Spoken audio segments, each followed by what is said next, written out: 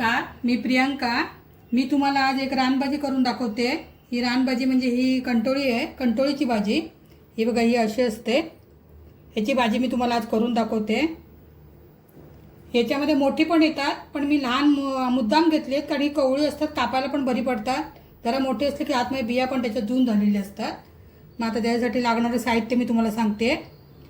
इथे मी फोडणीला लसूण घेतलंय, राई, कांदा, हळद, तिखट। मी याच्यात चण्याची डाळ टाकून भाजी करणार आहे।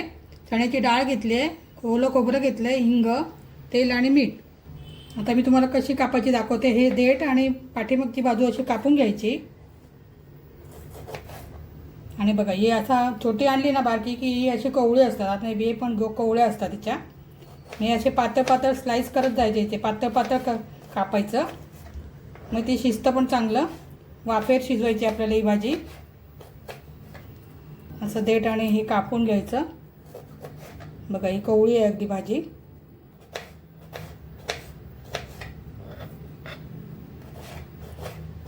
हे अशी मी आता या प्रकारे मी कापून घेते ही बाकीची। मी आता ही कंटोळी कापून घेतली आहेत। बघा, अशा प्रकारे पातळ कापून घेतली आहेत, अशी पातळ कापायची। मग ती कशी शिजतात पण चांगली वाफेवर। आता फोडणीला आपण फोडणी करूया। फोडणीला टाकते मी आता कढईत तेल टाकते। ही माझी लोखंडाची कढई आहे। मी बहुतेक भाज्या, पालेभाज्या वगैरे अशा भाज्या मी बहुतेक ह्याच्यातच करते। आता आपण पहिला लसूण टाकूया। लसूण चांगला फुलला आहे। आता मी राई टाकते।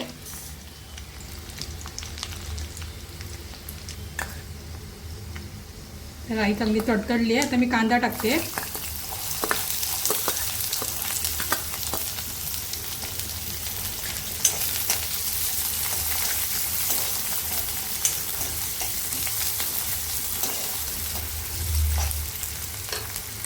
थोडा हिंग टाकते।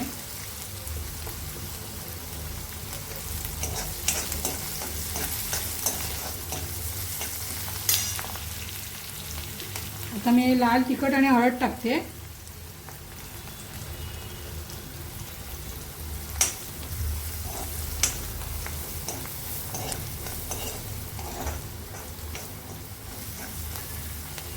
आता आपण ही चण्याची डाळ टाकूया। चण्याची डाळ टाकून छान होते ही भाजी, करून बघा। नुसती पण कांद्यावर छान होते, पण चण्याची डाळ टाकून जरा चांगली लागते।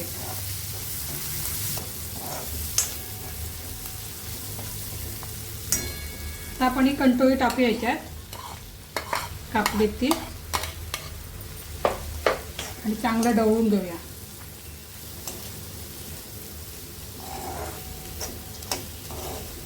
छान होते ही भाजी, एकदा करून बघा। याला कंटोळी म्हणतात, आमच्याकडे कोकणात याला काटलं म्हणतात। आता आपण ही वाफेवर शिजवूया। मी आता याच्यावर झाकण ठेवते आणि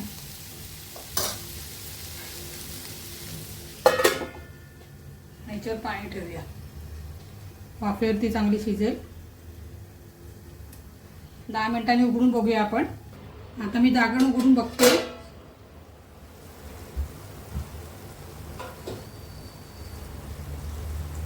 शिजली आहे चांगली। ती वाफेवरच शिजवायचं, पाणी अजिबात नाही घालायचं याच्यात। तर मी मीठ टाकते याच्यात।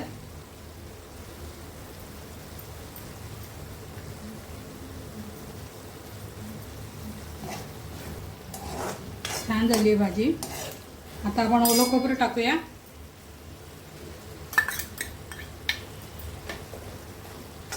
ओलं खोबरं टाकायचं नक्की, कारण ओलं खोबऱ्याने जरा चव छान लागते भाजीची। चला, आता आपली भाजी झालेली आहे। मी गॅस बंद करते। आता तुम्हाला सर्व करून दाखवते डिशमध्ये। अशा प्रकारे माझी कंटोळीची भाजी तयार झालेली आहे। नक्की करून बघा तुम्ही घरी, चांगली लागते, औषधी पण आहे ही भाजी।